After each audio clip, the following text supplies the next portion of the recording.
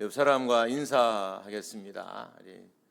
얼마 전에 우리가 하트 한번 했죠. 그래서 다시 한번 이렇게 하트 이렇게 하면서 사랑합니다, 사랑합니다 이렇게. 우리가 표정이 누가 저보고 유튜브 설교를 듣는 분이 왜 표정이 안 좋네요. 아니 나 표정 좋다고 항상 기쁘게 내가 설교한다고 해도 안 믿어요. 그래서 제가 자세히 봤더니 기쁨이 제 마음에만 있더라고요. 그래서 앞으로는 제가 표정으로도 기뻐하려고 애쓰겠습니다. 여러분이 인사할 때 사랑합니다, 사랑합니다 인사하겠습니다. 시작. 사랑합니다, 사랑합니다. 감사합니다. 예전에 울산 온양에 있는 순복음 교회를 방문한 적이 있었습니다. 참 인상 깊은 목사님과의 만남이었는데요. 이분을 만난 후에 제 기억 속에 두 가지가 남았습니다. 먼저 하나는 2022년도 우리 목양 목표인 킵고잉이에요. 강단 현수막에 이 킵고잉이 문구가 이게 달려 있었어요. 근데 이게 마음속에 너무 이렇게 들어오고 그리고 언젠간 제가 이걸 한 번은 써 먹어야 되겠다라고 다짐을 했습니다. 또 하나는 목양실에 걸려있는 사자 그림이었어요. 보통 목양실에는 양이 걸려있는데 이분의 목양실에는 사자가 그것도 막 하고 이렇게 으르렁대는 표효하는 사자 그림이 딱 걸려 있었습니다.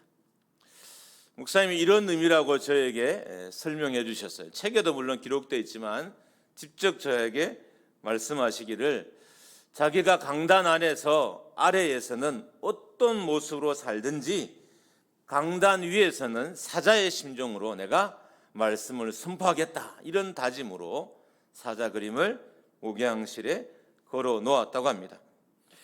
실제로 우리는 제가 이렇게 여러분이 보이는 곳에서 올라오지만 그 교회는 보이지 않는 뒤편에서 이렇게 강단으로 목사님이 올라오십니다. 그렇게 강단 뒤편에서 본당으로 올라갈 때 이런 심정으로 올라온대요. 마치 사자가 맹수잖아요. 이 사자가 먹잇감을 잡기 위해서 출정하는 심정으로 올라간다 이렇게 하시더라고요. 정말 이렇게 도전이 되더라고요. 이런 거죠. 나는 사자다, 나는 사자다 이렇게 다짐을 하면서 강단에 올라가고 그렇게 설교 말씀을 선포한다고 하셨습니다. 정말 저에게는 큰 도전이었습니다. 그리고 앞에 말씀드렸던 이 킵고잉이라는 문구가 제 마음에 이렇게 들어왔는데 되게 묘한 감정이 들었어요. 여러분이 알아야 할 것은 제가 이렇게 영어를 그렇게 잘하는 사람이 아니에요. 그런데 유난히 이 문구만은 계속해서 제 마음을 떠나지 않고 그 교회를 다녀온 지도 꽤 시간이 지났음에도 불구하고 이걸 언제 쓸까? 이걸 언제 한번 교회에 1년 내 목양 목표를 세워서 한번 해볼까라는 이런 마음이 계속해서 있었습니다. 킵공이 어떤 의미냐 하면 일단 가장 단순하게는 멈추지 말고 계속하라는 거예요. 힘들거나 고통스러워도 중단하지 말고 살아가라는 거예요. 힘들고 어려워도 견디라는 의미예요. 어떤 것이든 하던 것을 중단하지 말고 계속하라는 격려의 채찍질의 단어가 이 킵공이람입니다. 멈추지 말라는 거예요. 2022년도의 사역을 생각하면서 그때 마음에 뒀던 문장이 생각이 났습니다. 영어를 쓴 것은 좀 더 실감나게 그리고 약간의 신비감 있게 제게 다가왔기 때문인 것입니다. 영어를 잘하는 사람은 아니지만 어떻든 이 표현은 마음에 와 닿았던 기억이 있어요. 사람들은 위기가 오면 멈추게 됩니다. 왜냐하면 멈추는 것이 위기를 극복하는 방법이라고 생각하기 때문입니다. 이런 류의 설교는 제가 1년 또 2년 동안 꽤 여러 번 여러분에게 했었습니다. 근데 문제는 사람들이 이렇게 위기를 직감하고 멈춰요. 내 분별력이 없으니까 무엇을 멈춰야 하는지, 무엇을 멈춰야 하지 말아야 되는지를 모르는 거예요. 그래서 이게 멈추다 보니까 정작 멈추면 안 되는 것들을 멈춰버리게 되었던 것입니다. 위기가 오면 분별력이 없어지고, 분별력이 없어진 사람들은 무엇을 계속해야 되는지, 무엇을 멈춰야 하는지 판단력을 잃어버립니다. 그래서 목숨처럼 지켜야 할 것을 멈추게 되고요, 멈춰도 되는 것을 굳이 지키기 위해서 에너지를 낭비하는 일들이 일어나게 되는 것입니다. 그래서 일단 우리가 분별력이 좀 없으니까 그냥 일단은 멈추는 것을 좀 조심해서 멈춰야 됩니다. 이런 의미예요. 이미 내가 하고 있다는 것, 이미 내가 진행하고 있는 것들이라면 어느 정도 검증된 거예요. 여러분, 예배는 이미 다 검증된 거잖아요. 짧게는 20년, 30년, 길게는 50년, 심지어 80년 긴 시간 동안 예배는 이게 나의 삶과 또 말씀과 교리로 다 증명이 된 거예요. 그러니까 이 예배는 어떤 환경이 와도 멈추면 안 되는 것이 예배인 것입니다. 더 나아가서 밥을 먹는 것, 이미 검증이 됐잖아요. 여러분, 밥 안 먹으면 어떤 일이 벌어져요? 배고파 죽어요. 가끔 성도들 중에 한 끼 굶는 게 너무 힘든 분들이 있으시더라고요.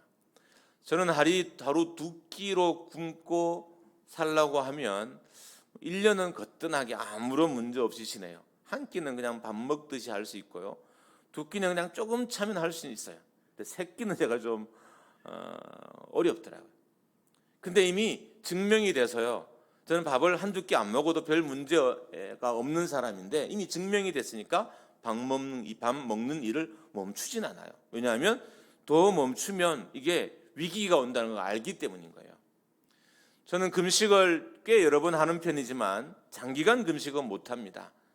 제가 3일 이상 해보려고 하다가 병원에 실려갈 뻔한 적이 있었어요. 그래서 이 경험으로 인해서 금식은 자주 하고 한 끼, 2끼는 자주 하고 하루 이틀은 자주 해도 긴 시간들을 금식은 잘 못해요. 왜? 이미 제 몸을 통해서 터득되었기 때문입니다. 여러분, 기도도 마찬가지예요. 이미 이건 터득된 거예요.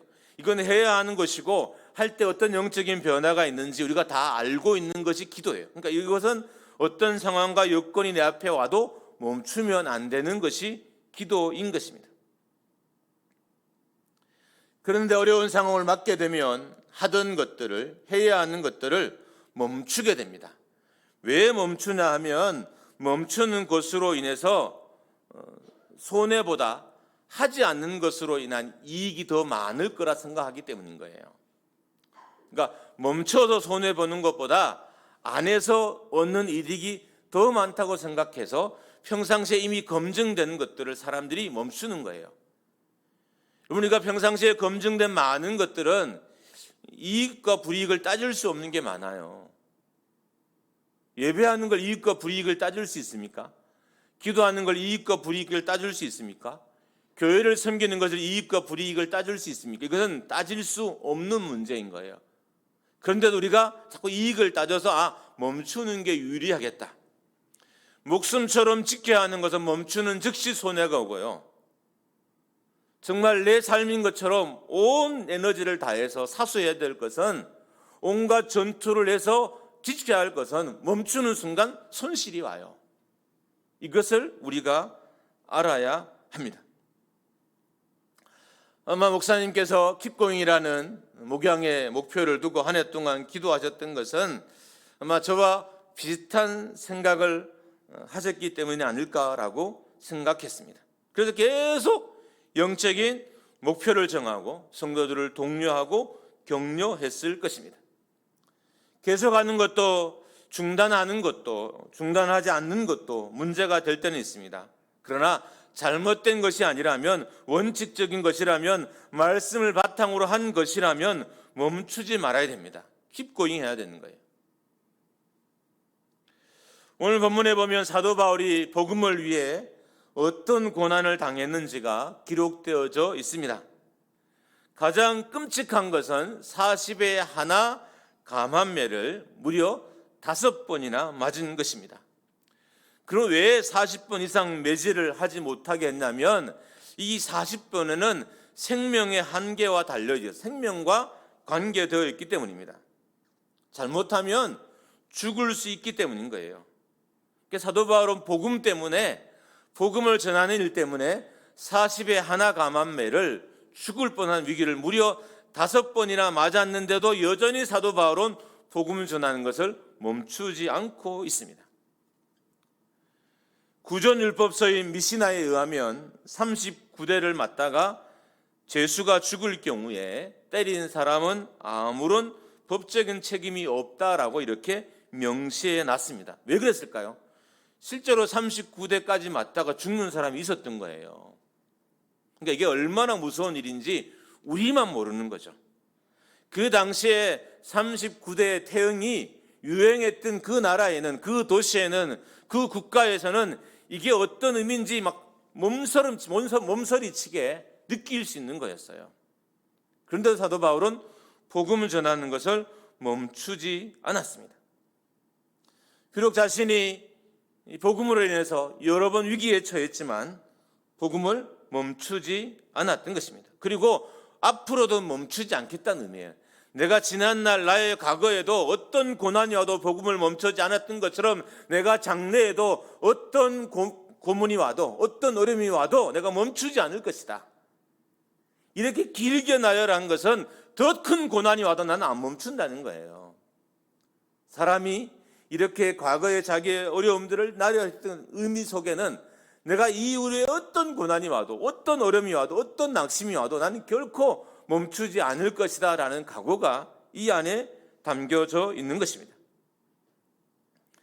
지금도 자신은 위기에 처해 있지만 결코 복음 전하는 것을 멈추지 않겠다는 것입니다. 복음을 전하지 못하도록 하는 강력한 핍박이 있었지만, 육체적인 고통이 그를 위협했지만 복음 전파의 사명을 멈추지 않겠다는 것입니다. 여러분, 여건과 형편을 핑계대는 건 종의 자세가 아니에요. 우리가 자꾸 환경과 여건과 형편을 핑계하잖아요. 이건 종의 자세는 아니에요. 최소한 이거는 주인으로 사는 거예요. 만약 여러분이 주님의 일과 관계됐을 때 여건과 형편을 자꾸 핑계로 댄다면 그것은 여전히 여러분은 지금 주인으로 살고 있는 거예요. 종은 여건을 핑계댈 수 없고 종은 환경을 핑계댈 수 없어요. 그냥 종은 주인의 명령에 순종하는 것이 그냥 삶인 거예요. 여러분의 인생은 예수 그리스도의 말씀에, 예수 그리스도의 음성에, 예수 그리스도의 명령에 순종하는 것이 그냥 우리의 삶인 거예요. 이거 지키다가 하나님 앞에 가는 것이 우리 인생인 것입니다. 그래서 핑계치 않는다는 거예요. 미국의 어떤 사업가가 마더 테레사가 사역하고 있는 인도를 방문했습니다. 그때 이분이 노벨상을 탄 이후였기 때문에 전 세계적으로 아주 유명세를 타고 있었어요. 이 사업가가 이분이 섬기는 이렇게 고아원에 와 보니까 아이들이 한 300명밖에 안 되는 거예요. 그러니까 생각보다는 너무 적은 거죠. 그러니까 마더 테레사보다 고아 운동을 일으킨 조지 물러 같은 사람들은 뭐 수천 명의 고아들을 돌보고 있었어요. 그러니까 그런 거에 비하면 적은 숫자인 거잖아요. 그러니까 이 사업가가 이 수녀에게 기업가들, 다시 말하면 돈을 많이 버는 크리스찬들은 지금도 수백 명, 수천 명의 고아를 먹입니다. 근데 이런 거죠. 당신은 겨우 300명입니까? 이런 의도의 질문이었겠죠. 그리고 그렇다면 하나님은 수녀님과 이렇게 수천 명을 먹이는 이 기업가를 어떻게 보실까요? 둘을 어떻게 보실까요? 막 이런 투의 이야기를 좀 했던 것 같습니다. 그러자 이 수녀님이 말하기를, 하나님은 나를 성공하라고 부르지 않고 하나님은 나를 충성하라고 불렀습니다. 나는 하나님의 일에 충성할 뿐입니다 라고 대답을 했다고 합니다. 이 기업가는 성공을 따지신 거죠. 300명보다 500명 하면 성공이고 500명보다 1000명 하면 성공이고 1000명보다 2000명을 하면 성공인 거예요. 근데 종은 성공을 위해 일하는 사람이 아니라 주님의 명령에 순종하는 사람들인 거예요. 그러면서 우리는 어떻게 살아야 될까요? Keep going 하라는 하나님의 음성에 순종하며 남은 삶을 우리가 살아야 하는 것입니다.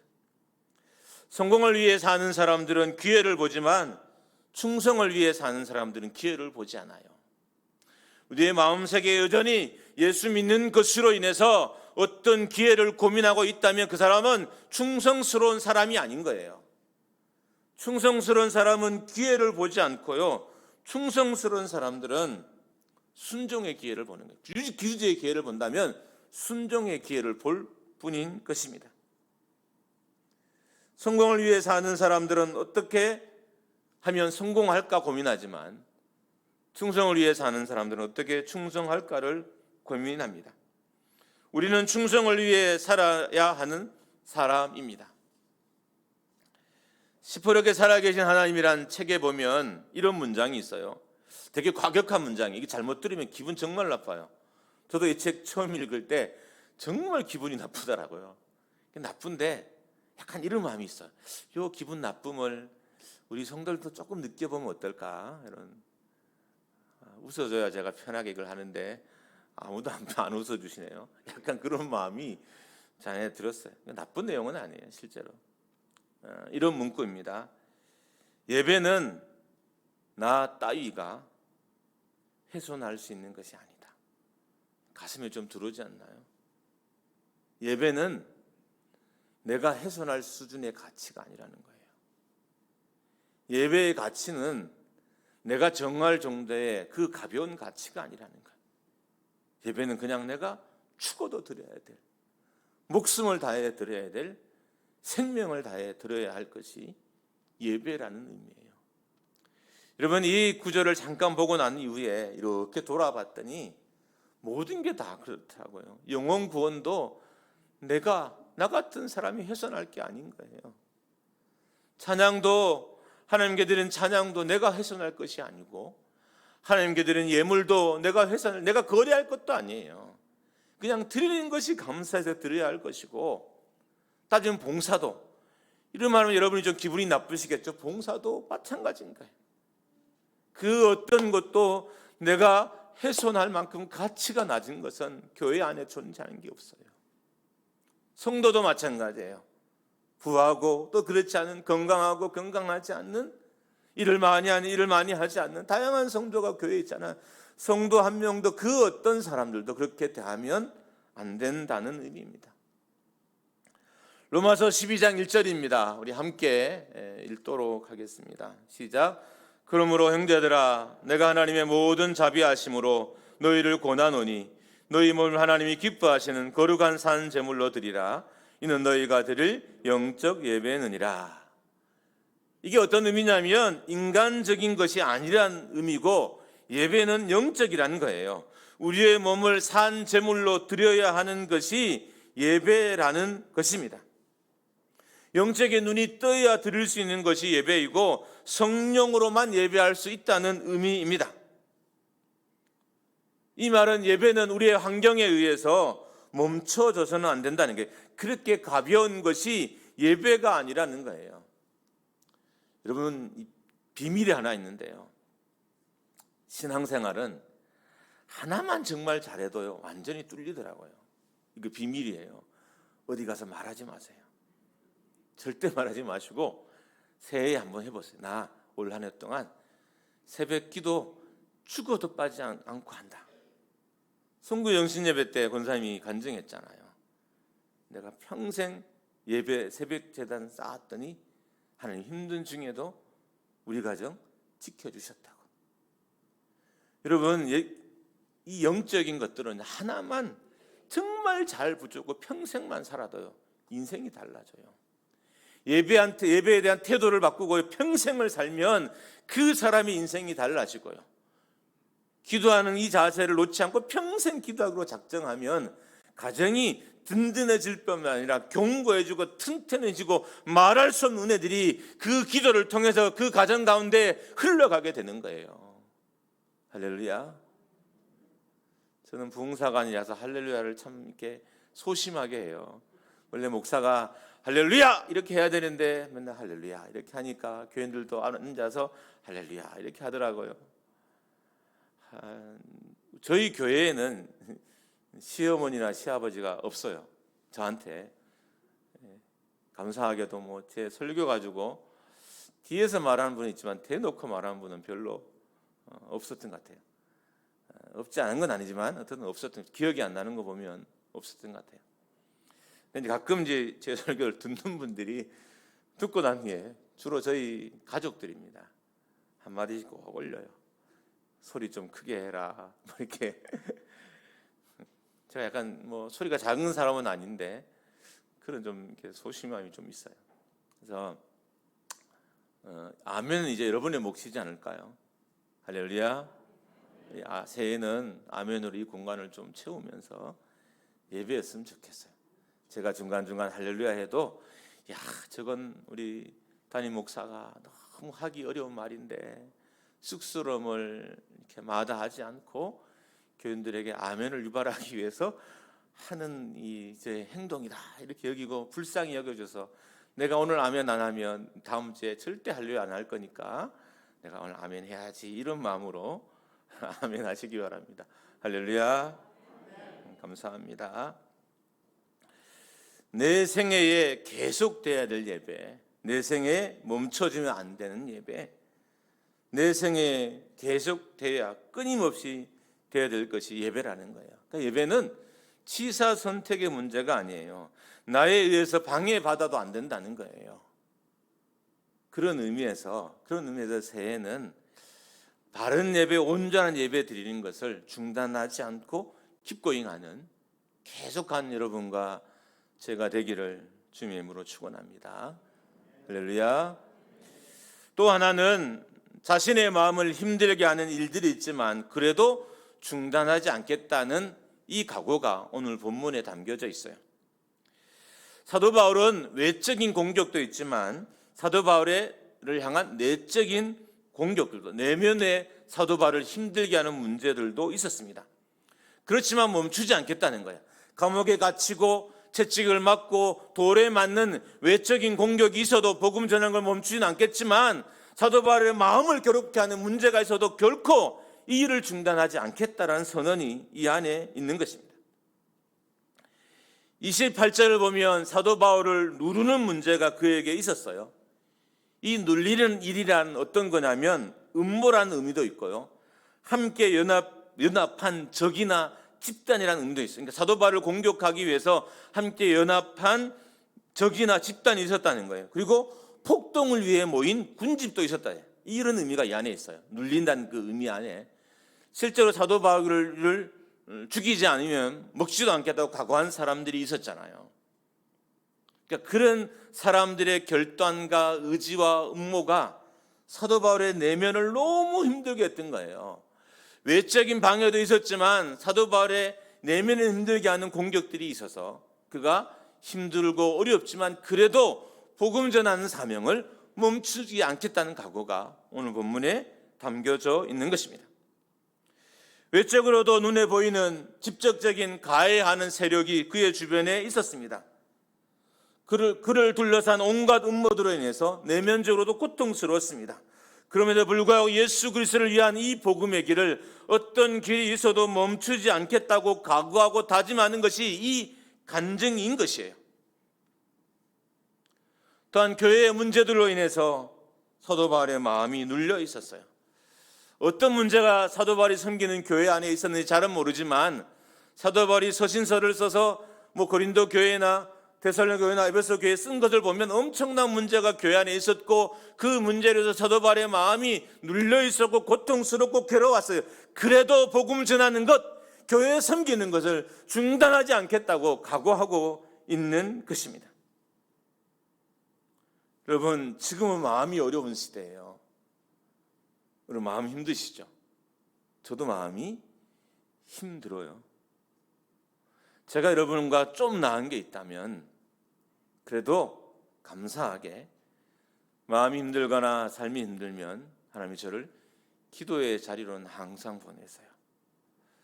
남의 일이라고 또 아멘 안 하시네. 할렐루야. 예, 제 일이라도 아멘 좀 해주세요. 그래서 제가 요즘 철야를 계속하고 있습니다. 감사하게 하나님이 안 재우셔요. 솔직히 말하면 옛날에 철야하면 많이 잤어요.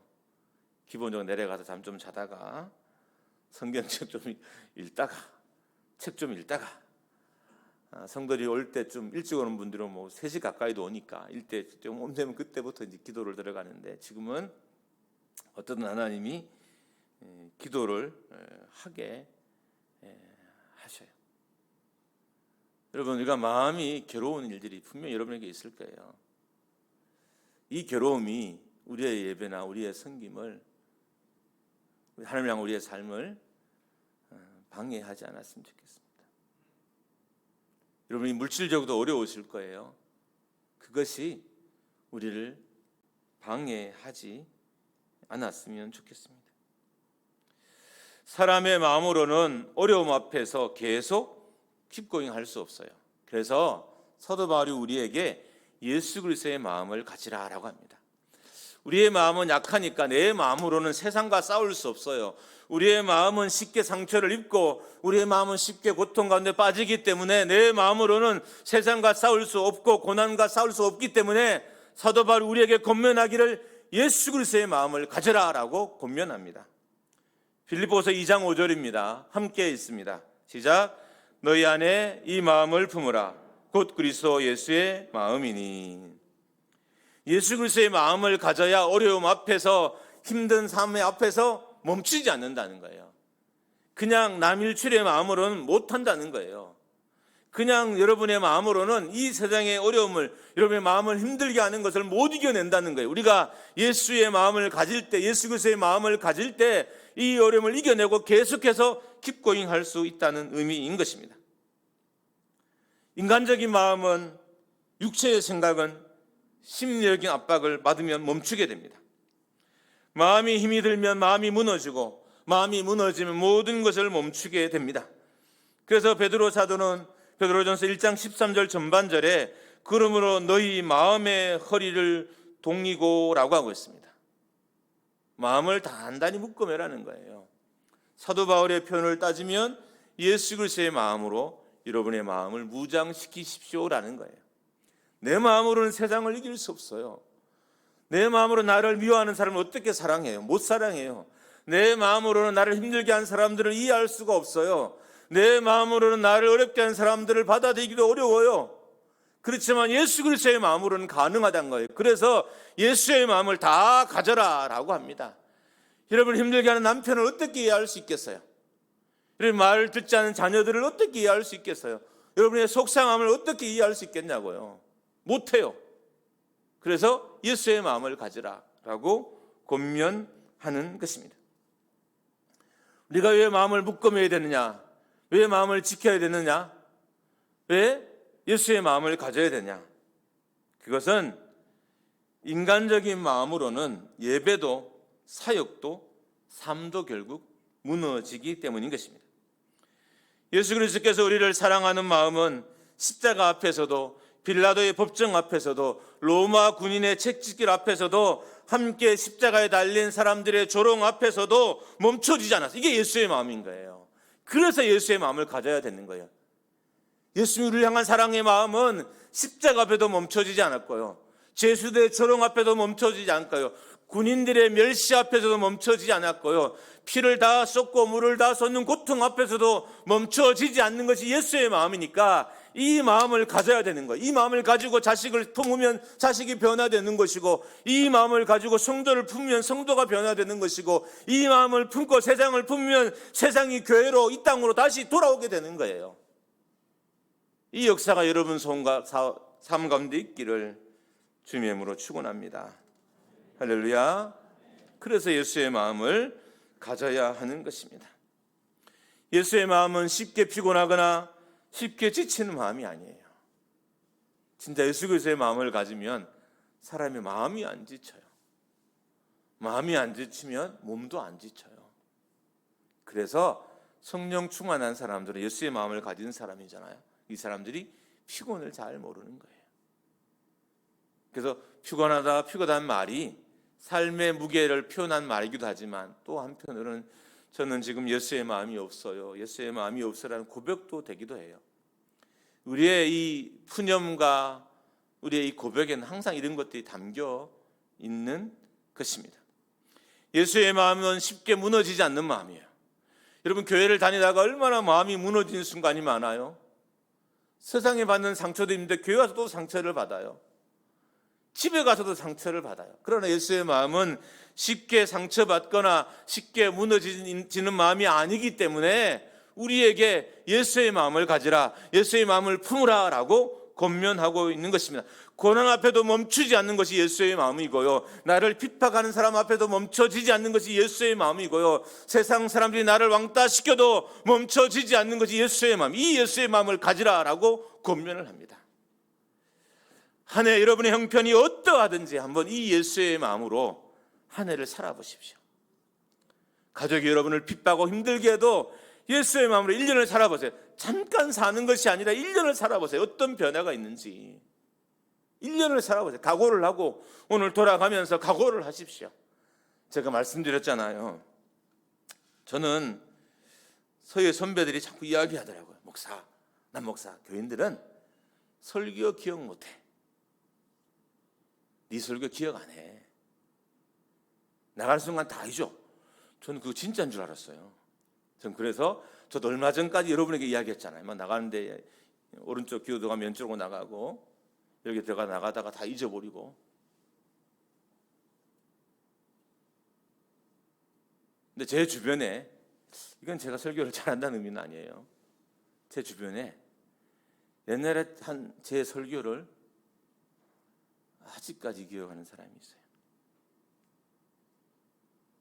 오늘 찬양 인도한 자매도 그 중에 하나예요. 옛날에는 그렇게 말했는데 지금까지 기억할지 모르지만 어떠든 옛날에는 오랜 시간이 지났는데도 제 설교는, 저는 그때 청년부 지도자도 아니었기 때문에 청년들과 접할 시간도 없었어요.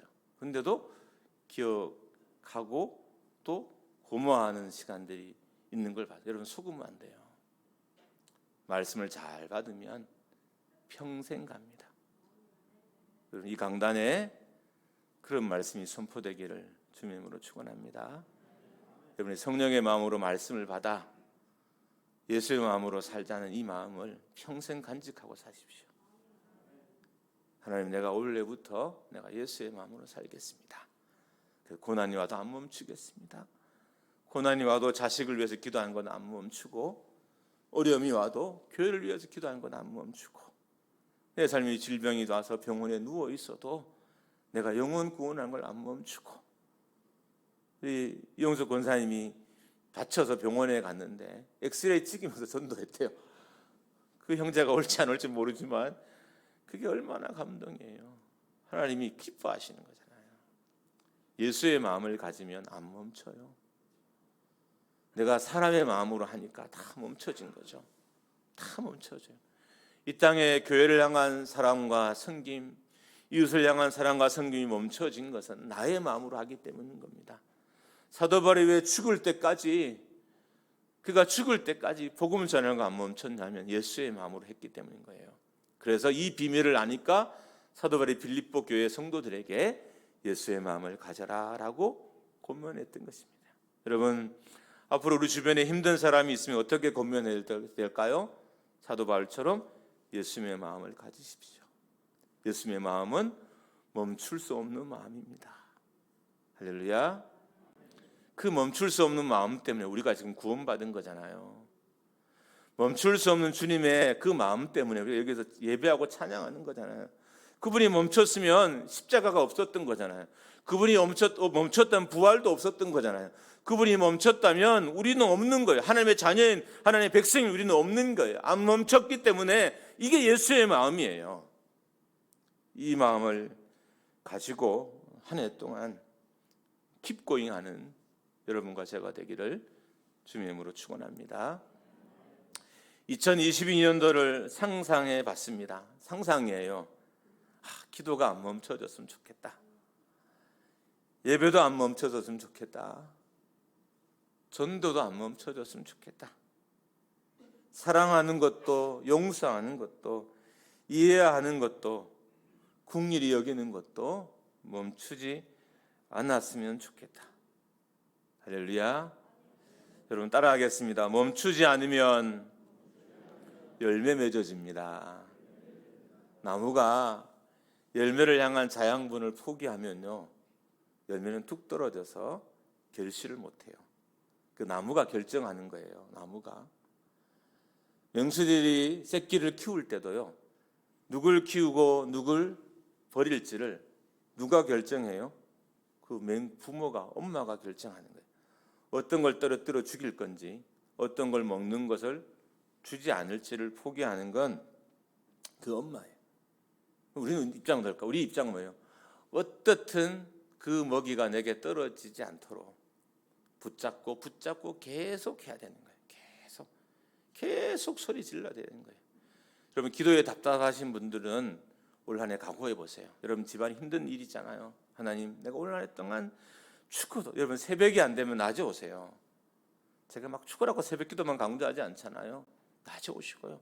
어떻든 한 해 동안 내가 기도를 멈추지 않겠다. 아니면 제대로 작정하신 하나님 360을 제가 금식하겠습니다. 뭐든 한번 작정해 보시고 1년을 부지런히 한번 살아보세요. 그러면 반드시 열매가 있습니다. 예수님의 모든 사역은 멈추지 않는 것 때문에 우리가 혜택을 보고 살아가는 것입니다. 예수님은 그 길에 있는 위험 앞에서도 멈추지 않으셨고, 외로움 앞에서도 멈추지 않으셨고, 고통 앞에서도 멈추지 않았습니다. 여러분 우리가 외로워도 2022년도를 멈추지 않았으면 좋겠어요. 혹 우리 교회 다니다가 힘들어도 멈추지 않았으면 좋겠고, 혹시 제가 여러분에게 상처 준 일이 있어도 여러분 멈추지 않았으면 좋겠어요. 그냥 하루 정도 저 미워하세요. 하루 정도 집에 가서 이 새끼 저 새끼 욕해도 괜찮아요. 내가 하루는 봐드릴게. 하루 가서 정 남들이 보면 장론 열고 욕하든, 아니 금호선 올라가서 욕을 하시든 하루 저 욕하시고 그 다음 날부터 다시 기도하고 다시 사랑하고 다시 용서하는 것을 멈추지 않았으면 좋겠습니다. 여러분 예수님이 멈추지 않으셔서 구원의 길이 만들어진 거잖아요. 예수님이 멈추지 않아 생명의 길이 만들어진 거예요. 우리가 자녀가 된 거고 하나님 백성 된 거고 이 자리에 있게 된 것입니다. 2022년 Keep Going 하시는 여러분이 되시기를 주님으로 축원합니다. 함께